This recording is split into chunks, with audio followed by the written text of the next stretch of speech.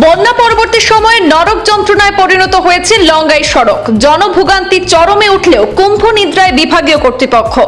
বেহাল লঙ্গাই রোডের হাল ফেরাতে জেলা শাসকের হস্তক্ষেপ চেয়ে স্মারকপত্র প্রদান ভুক্তভোগীদের।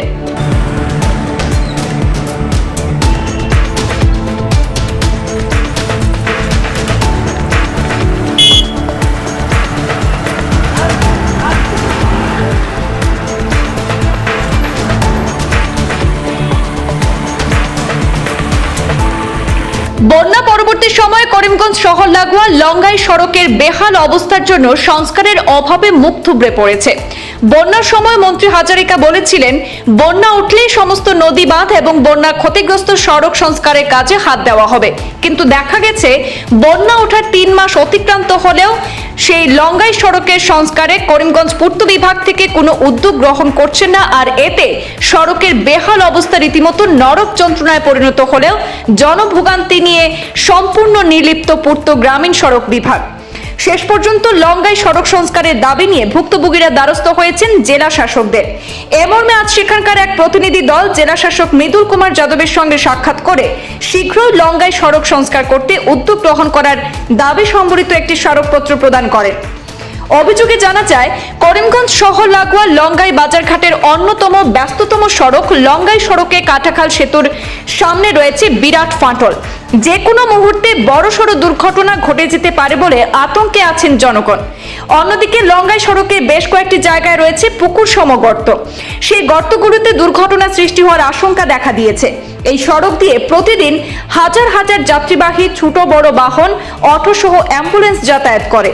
নিত্য যাত্রী, স্কুলে পড়ুয়া সহ শহরের হাসপাতালে আসা যাওয়া করা রোগীর গাড়ি দুর্ঘটনাগ্রস্ত হওয়ার প্রবল আশঙ্কা রয়েছে। ইতিমধ্যে অনেক দুর্ঘটনা সংঘটিত হয়েছে বলেও অভিযোগ রয়েছে। লঙ্গাই সড়কটি বহু বছর ধরে ভেঙে ধীরে ধীরে বিশাল আকার ধারণ করেছে।